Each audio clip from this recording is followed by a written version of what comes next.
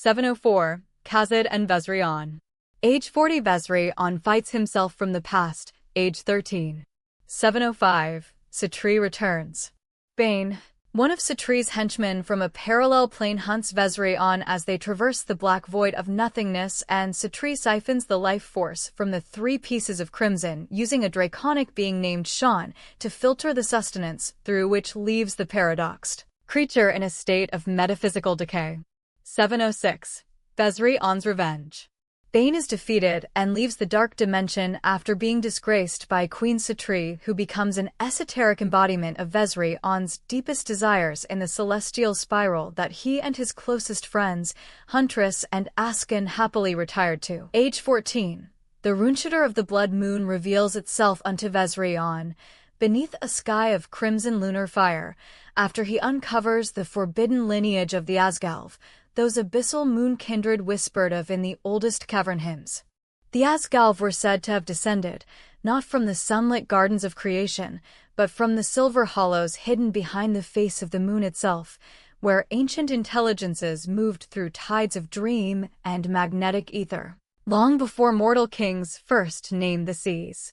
Through years of perilous communion with their occult brethren beyond the lunar veil, the oceanic elves of Terra inherited dominion over all trade routes, maritime currents, and the common tongues of civilization, weaving speech itself into a chain of invisible empire.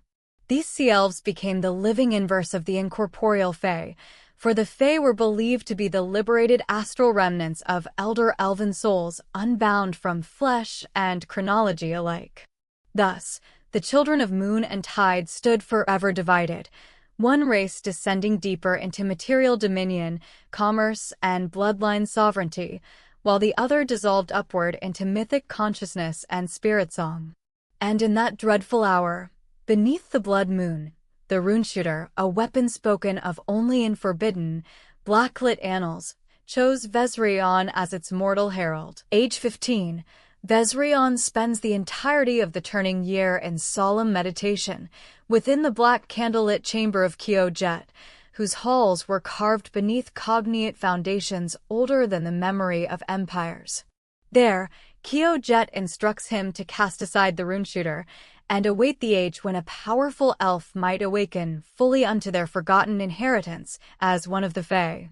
In prophetic trances, Vesrion draws near to the vision of a destined being, an elven maiden, most likely to bear the name Anthea or Athea, whose half-elven blood would render her a living bridge between the phases of intelligent existence and the hidden corridors through which time itself drifted like pale rivers through the void. Yet, the weight of prophecy becomes unbearable unto him. It was truly overwhelming.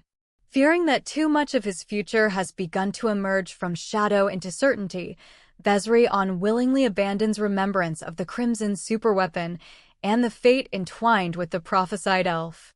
This act of retreat compels Jet into silent action. He was, by all accounts, a master of subtle manipulation. The runeshooter is warped beyond the Terra plane and vanishes into the blind immensities between worlds, only to reappear many ages later, before a wandering traveler of time and distant stars known only as the Huntress, who, though unknown to him then, would become among the greatest allies of Vesrion's far future. Age 16, Queen Saetry, the farthest ascended and most terrible manifestation of the dark celestial lineage, sends forth her powerful mare counterpart from the drowned courts beneath the abyssal trenches to commune with the lycanthropic form of Vesrion. Their meeting becomes, not dialogue, but psychic warfare of unimaginable severity, as their minds clash like storm fronts upon black oceans beneath eclipsed moons.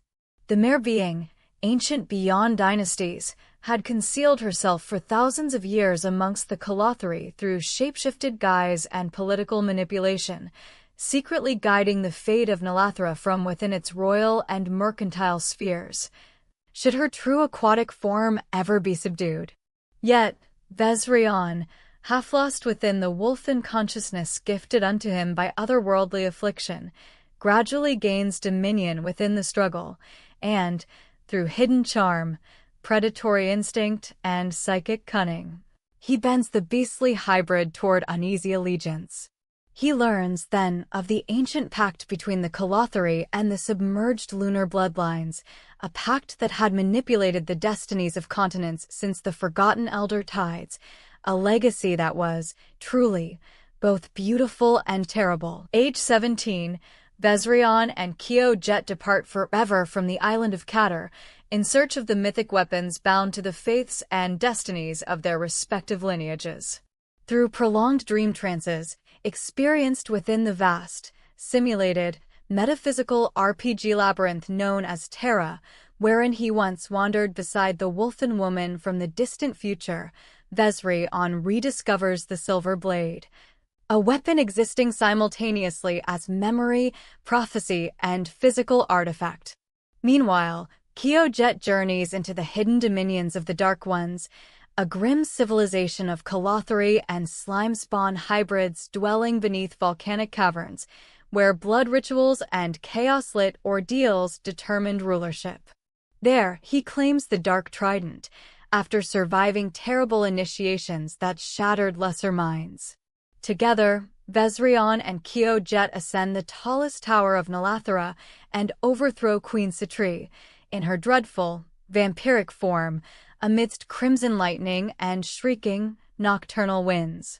Following her defeat, the Dragonstone, an ancient, crimson relic, spoken of only in Kalothar's star scriptures, manifests before Vesrion, and he seizes it, before Kyo Jet can reveal its catastrophic historical significance, or the ruinous hunger sleeping within the artifact's crystalline depths.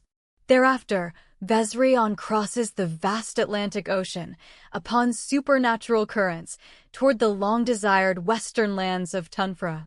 In a firelit grove, hidden within primordial maple forests, he encounters the enchantress Zant, while she slumbers beside her caduceus staff, and, attempting to transform him harmlessly into a woodland rabbit, upon awakening in alarm. She instead unleashes a catastrophic miscasting that awakens his lycanthropic form beneath the moonlit trees. Age 18, Vesrion and Zant wander across the western continent, in crusade and revelation alike, reshaping tribal societies while uncovering territories of philosophy, spirit, and mortal aspiration, previously believed unreachable by the hearts of humankind. They bring forth new systems of thought concerning memory, ancestry, celestial rhythm, and the hidden architecture underlying consciousness itself. In time, they ally themselves with the spiritual successor of Tunfra's greatest ancient city, Ospire, a vast settlement defined by towering wooden totems, colossal bone-carved sanctuaries, and halls adorned with relics of vanished beasts from forgotten ice ages. There, they encounter the Huntress, whose renown, as the slayer of the spectral Wendigo, had spread across forests and fjords alike, and her legend had become, truly, unforgettable. Her mastery over the pathways between worlds, and her strange familiarity with future events, greatly impress Vesrion and Zant. Together, the three forge an alliance and name themselves the Lords of the West, swearing dominion, not merely over land, but over the future evolution of Terra itself, a bold and ambitious undertaking that would, undoubtedly, shape the course of history. Age 19, Huntress journeys northward onto the frozen circles of the Nords and discovers tribes of wild men, subjugated by godlike renegades, descended from elder ages. These towering warrior kings wear gleaming Nordic armor, etched with storm runes, and worship the primal divinities of thunder, glacier, and pinewood wilderness, remembering, perhaps, a time when their power was not so absolute.